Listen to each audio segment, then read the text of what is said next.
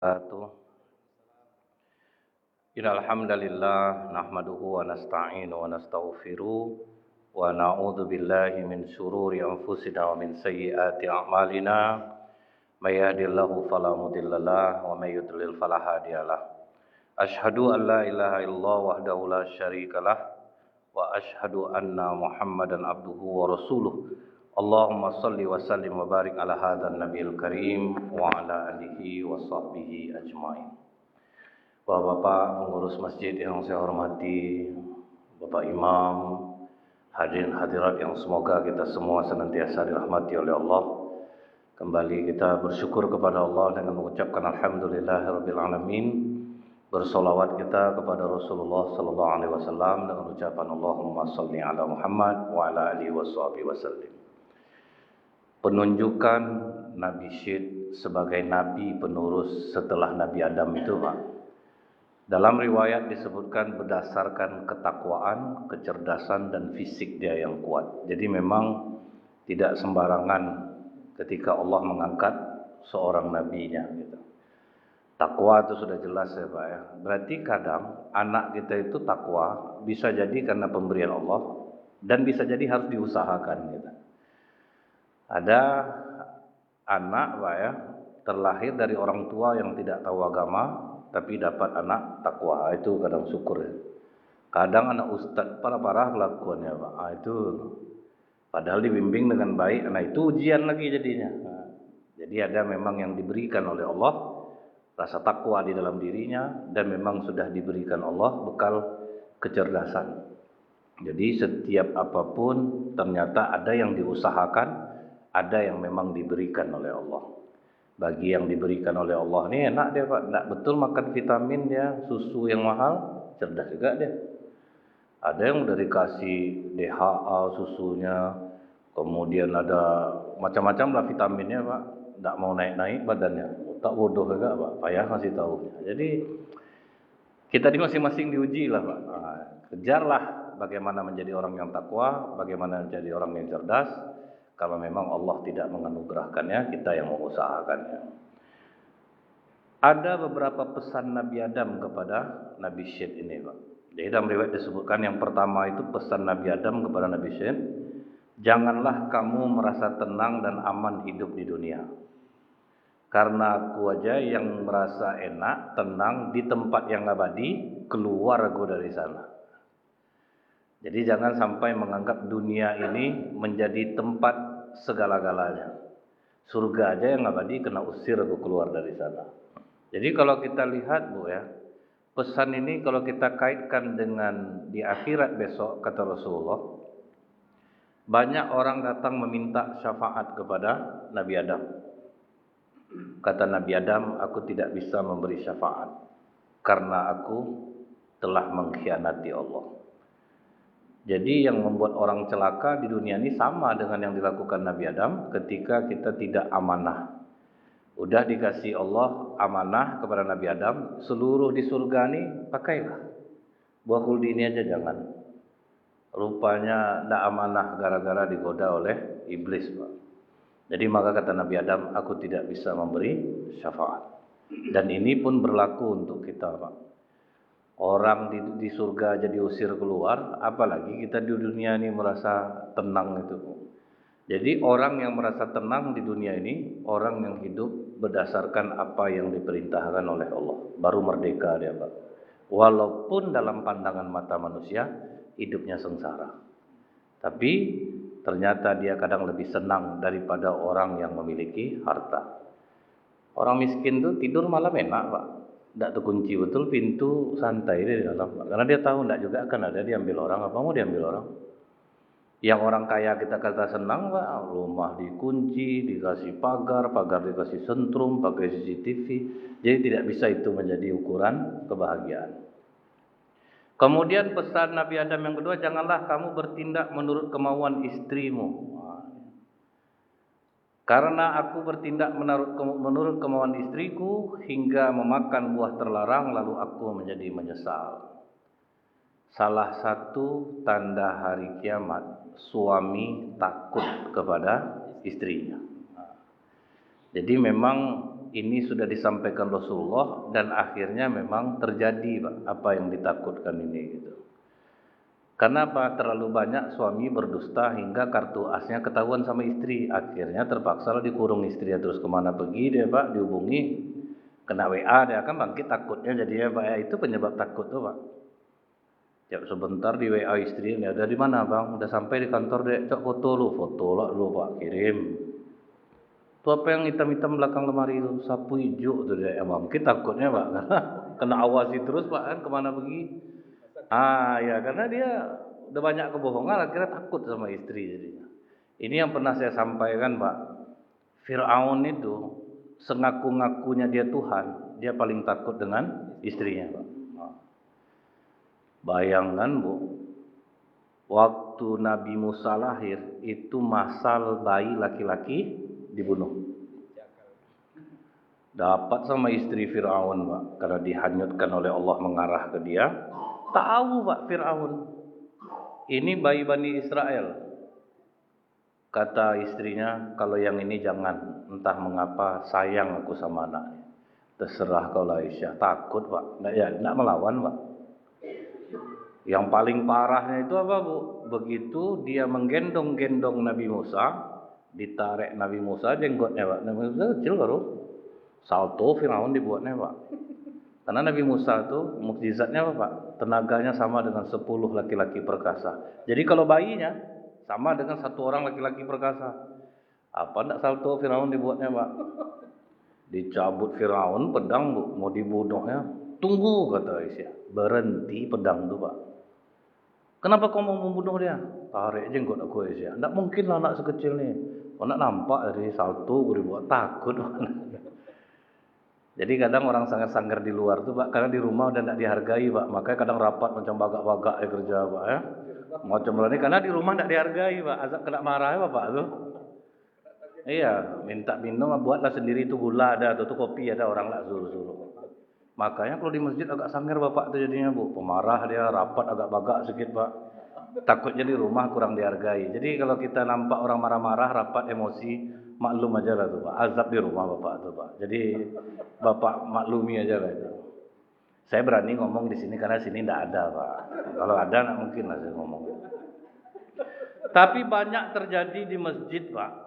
Ini kena ya Bu. Yang sunnah mau akad berjamaah di masjid itu bapak-bapak. Ibu-ibu bebas. Jadi kata Rasulullah, la tamna'un nisa'akumul masjid. Jangan larang perempuan kalau mau ke masjid. Dia mau di masjid silahkan, di rumah pun besar pahalanya. Tapi dalam kenyataannya asal saya tanya, misal imam berganti di satu masjid Pak. Imam mana imam kita yang kemarin Pak? Itulah ibu-ibu enggak langsung. Ibu-ibu yang berkuasa di masjid itu Pak. Memberhentikan imam ibu-ibu aja yang dijual oleh pengurus Pak. Asal mau ada sumbangan-sumbangan ya nanti lah kita bicarakan sama ibu-ibu. Nampak takut ya itu Pak. Memang terbukti di masjid aja terbukti itu Bu. Pokoknya asal udah berhenti imam, ini pasti ibu-ibu. Jadi ibu-ibu boleh sholat di masjid, tapi tidak boleh komen Bu. Misal terlama imam atau apa, kecuali bapak-bapak yang risau itu boleh. Tapi kadang ibu-ibu ini Pak lama imam batuk dia di belakang tuh Pak. Pertama ramah batuk tuh. Atau arti cepatlah ruku, enggak juga baru kuat Pak. Tuh harus cepat tuh ruku dibuat. Nah, jadi Bu ya, Nabi Adam berpesan ke anaknya, jangan engkau bertindak sesuai kemauan istrimu. Laki-laki Pak berpikir dengan akal, maka kami pendek akal kami. Kalau perempuan berpikir dengan perasaan, nah itu sulitnya tuh Pak. Dia berpikir dengan perasaan. Jadi kalau sempat suami langsung mendengarkan, mengikuti, banyak akhirnya teraniaya jadinya Bu. Perempuan ini cerita Pak, orang datang ke rumah, orang tuh curhatnya diam-diam aja. Suami saya gini, gini. Nanti dia cerita ke orang lain deh, berguling-guling dia kemari menangis-nangis. Padahal tidak ada orang tuh nangis Pak. Jadi kalau cepat dengarkan susah jadinya. Waktu orang maling di uang masjid, peki ibu-ibu ini paling kuat Pak. Begitu kita pukul dia pula yang banyak melarang. Jangan, kasihan kita. Karena dia pakai perasaan. Jadi kalau sempat bertindak sesuai kemauan istri, kan Nabi Adam kenanya di situ Pak. Jadi Nabi Adam ini udah tidak mau, Bu. Jadi jangan heran di Pekanbaru nih 20 orang sakit jantung di rumah sakit, 16 laki-laki, Pak. 4 cuma perempuan, Bu. Itu bandingannya, Pak. Azab kita nih, Pak. Azab, Bu. Itulah. Dia sebetulnya tidak mau mencuri, Pak. Tapi istri bilang, tengok pangkat suami Seti ini, Bang. Rendah dari abang. Tapi tengoklah rumahnya. Itu tuh akhirnya Pak berbuat itu ya. Pengeluaran perempuan ini banyak, Pak. Dia tasnya tuh berapa jumlah jilbabnya, Pak? Segitu jumlah tasnya tuh. Itu tuh yang harus dibeli itu, Pak. Kalau kami laki-laki ini, Bu, sekaya apapun dompet kami satu, Bu. Kami tidak ada dompet pesta harus matching warna batik sama dompet, tidak ada kami ini, Bu. Jadi kami ini santai aja. Nah, ibu-ibu tuh Pak ya. Makanya kalau foto keluarga tuh Bu ya, tidak ada laki-laki yang tersenyum di sebelah istrinya, Pak. Istrinya gini kan tas, Bu kan. Gimana mau senyum, Pak? Membeli tas tuh, Pak. Itu tuh yang membuat sedih. Maka tidak ada satupun loyo aja di sebelah tuh, Bu kan. Akhirnya itu membuat laki-laki banyak bermain, Pak. Ibu tahu enggak kalau orang bermain nih, Bu ya, bermain dengan angka-angka, itu dan jantungnya berdenyut, Pak. Sebelum diperiksa inspektorat, belum lulus lagi, Pak ya. Itu enggak tidur matanya, Bu. Jadi tolonglah, Bu, kasih tahu lah sama anak menantu Ibu. Bukan Ibu enggak mungkin lah. Coba bayangkan, Pak, misalnya nih anggaran seragam kantor satu setel 500.000 sama upah. Berputarlah dia mencari tukang jahit yang di bawah itu, Pak. Itu aja udah banyak tenaga habis tuh, Bu kan. Berbisiklah ke bapak lagi, Bapak berapa, Pak? Saya 200 saja, Pak. Udah sama bahan tuh, ini kalinya banyak nih, Pak. Ya, tolong Bapak tanda tangan ini. Tanda tangannya 500, Pak. Udah sakit lah hati tukang jahit tuh, Pak. Dia yang basah ketiaknya jahit, Bu. Dia enggak pakai mesin tuh, Pak. Itu masih goyang tuh, Pak. Pakai singlet aja Bapak tuh ngerjain. Dapat sedikit, Pak.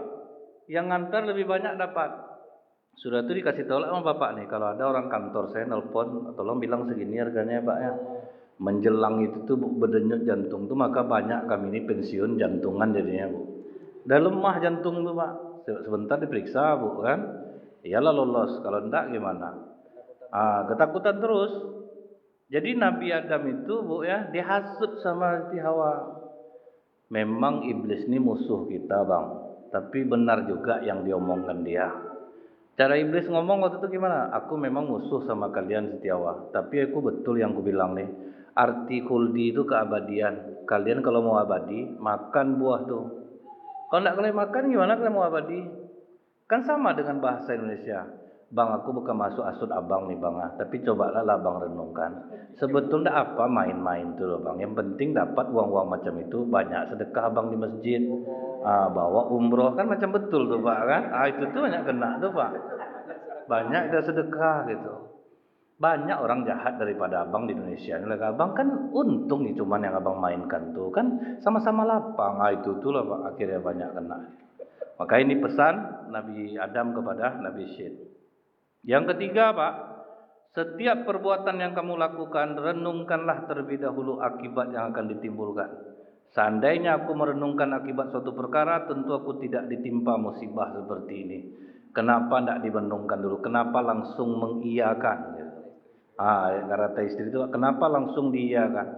Padahal kalau direnungkan kan ingat balik Allah berpesan seperti ini. Sebetulnya, Pak, kalau kita renungkan, Bu ya, Allah mengatakan, kalau kita bertakwa, wa may yattaqillaha yaj'al lahu makhraja wa yarzuqhu min haitsu la yahtasib. Takwa kita kepada Allah, dikeluarkan kita dari masalah kita. Kemudian diberikan rezeki dari arah yang tidak terduga-duga. Masa aku mau melakukan ini? Kenapa aku mesti buruk sangka sama Allah? Ini yang saya contohkan itu seperti polisi di Bogor, Bu. Polantas, Pak. Tidak pernah mau nilang orang, Pak. Pakai sepeda ontel dia, Bu. Orang udah beronda semua dia pakai sepeda ontel, Pak. Pokok asal nangkap orang, besok kalau tertangkap lagi baru saya tilang ya. Kamu berubah ya, sayang orang Bogor sama dia, Bu. Akhir berbuah, Pak, nyumbang masyarakat Bogor membelikan dia sepeda motor, mengumrohkan dia, tetap berbuah jadinya, Pak. Jadi kalau sempat kita mau salah jalan Ibu, memang kadang kan kita tidak sabar, Pak. Misal sakit lah, Bu ya, udah kemana-mana berobat tidak juga sembuh, Pak. Kan kadang bangkit apa kita, Pak? Tidak kita renungkan dulu bahwa sakit itu penghapus dosa, Bu. Kalau direnungkan Pak, kita terima sakit kita sekarang. Berapa banyak dulu perempuan yang Bapak kecewakan waktu Bapak ganteng-ganteng dulu Pak. Sampai tidak nikah ibu tuh sampai sekarang Bapak buat. Pas reuni baru tahunya Bu. Rupa dia kecewa sama Bapak. Itu sakit Bapak di masa tua. Itulah pembayar dosa Bapak dulu tuh. Waktu Bapak ganteng-ganteng dulu kan pasti banyak Bapak nampak ganteng-ganteng Bapak dulu nih Pak. Nah Bu ya, jadi Bu, kalau misalnya kita sakit, saya ingat ada ustadz di akhir hayatnya dapat sakit parah dia Pak. Allah sayang sama dia Pak, akhirnya dikasih dia sakit yang tidak kunjung sembuh sampai dia wafat. Dia itu Bu, tidak direnungkannya dulu bahaya yang dia lakukan. Jadi misalnya macam saya nih Pak, ceramah 2 kali sebulan, dikalinya setahun. Habis itu nanti dia menghubungi pengurus Pak. Pak, orang tua saya sakit. Bisa enggak Pak? Saya kan ceramah setahun di sini. Bisa enggak saya ambil amplopnya dulu? Nekat dia Bu. Akhirnya banyak. Saya sangka satu masjid kena Pak. Rupa banyak Pak. Itu modusnya terus Pak. Tapi ceramah ini Bu. Ribuan hadis di kepala itu Pak. Kami bilang kitab berjalan tuh. Kalau bertanya tinggal telepon nomor berapa hadis yang ini tak. Nanti terangkannya Pak. Jadi Bu ya, pas waktu itu diajaknya saya, Ustaz Nazril, tukaran tempat ceramah kita dulu ya, karena saya dekat dari situ. Ayolah Pak. Pas saya ceramah di masjid itu nampak saya risau muka pengurus semua Pak. Karena apa? Kan harus ngasih saya amplop jadinya Pak. Amplop udah diambilnya setahun Pak. Saya ceramah situ. Heran saya kok tegang muka pengurus semua Pak. Bendahara ada gini duduk tuh Pak. Walaupun Bu ya, pas dibilang sebetulnya udah diambil ustadz tuh untuk 1 tahun. Paling dari mulut saya keluar Pak, tidak apa-apa lah Pak. Biasa walaupun nanti sakit juga Pak. Rupa banyak Pak, masjid kena, jamaah kena Bu. Nah Allah sayang, dikasih Allah dia sakit menahun. Untuk apa? Menghapus seluruh dosa-dosa dia. Walau bagaimanapun Pak, pasti ilmunya manfaat sama orang. Jadi direnungkan dulu apa yang mau kita buat itu akibatnya ini apa nanti. Macam kami ini Bu selalu dipesankan apa Bu? Siapapun perempuan yang WA, anggap itu jebakan. Itu selalu ditanamkan Pak. Bukan apa-apa. Nanti betul-betul Pak ya. Kadang Bu jamaah ini Bu, kita kan tidak tahu apa maksud orang Pak. Entah orang mau menjebak kita. Kadang pertanyaannya Ustaz, saya kan ada masalah sama suami saya. Ini permasalahannya Ustaz, panjang-panjang lebar kita jawab, Pak kan ramah kita jawab. Udah 4 hari kadang-kadang kena uji kami itu. Alangkah bahagia ya Ustaz ya kalau suami saya Ustaz. Apa enggak berdentang jantung kita buatnya Pak kan? Tapi kita renungkan Bu, ini bahaya nih karena banyak kawan yang kena gara-gara itu Pak. Ditinggalkannya istrinya Bu, ditinggalkannya anaknya. Itu Pak kalau tidak direnungkan dulu Pak, akhirnya apa? Doa istri itu terzolimi Bu, gawat Pak. Makbul Bu, doa istri terzolimi dia, diangkatnya tangan ke langit, dikabulkan oleh Allah. Makanya Bu, kalau Bapak tidak jujur soal duit sama Ibu, Abang, ancamnya gini Bu, naik ini ke langit nanti, langsung keluar cepat tuh Pak. Nah ini yang pesan yang ketiga. Yang keempat, ketika hati kamu merasakan takut akan sesuatu, maka tinggalkanlah ia. Karena ketika aku hendak memakan buah kuldi itu, sebetulnya hati aku takut. Jadi kalau sesuatu itu bertentangan rasanya di hati kita, biasa kan hal yang berdosa yang membuat kita gelisah. Kita tahu, hati kita ini tahu. Tinggalkanlah. Padahal waktu itu hati aku takut, tetapi tetap aku lakukan. Akhirnya yang semenit, beberapa menit itu, dosanya jadi besar jadinya. Dan terakhir, bermusyawarahlah mengenai suatu perkara. Karena seandainya aku waktu itu musyawarah sama malaikat, mungkin ini tidak akan terjadi. Artinya apa Bu? Kita bisa bermusyawarah Bu dengan Allah. Kita ceritakan kepada Allah masalah kita. Nanti Pak tahu ada aja jalan keluar yang diberikan Allah. Kalau kita cerita Bu ke manusia Bu, bertambah masalah kita Pak.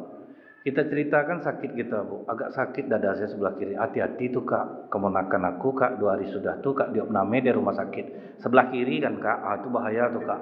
Rubah, makin jadi dia Pak. Kita tambah sakit jadi ya. Baik, insyaallah akan kita sambung kembali. Subhanakallahumma bihamdika asyhadu an la ilaha illa anta astaghfiruka wa atubu ilaik. Banyak maaf. Assalamualaikum warahmatullahi wabarakatuh.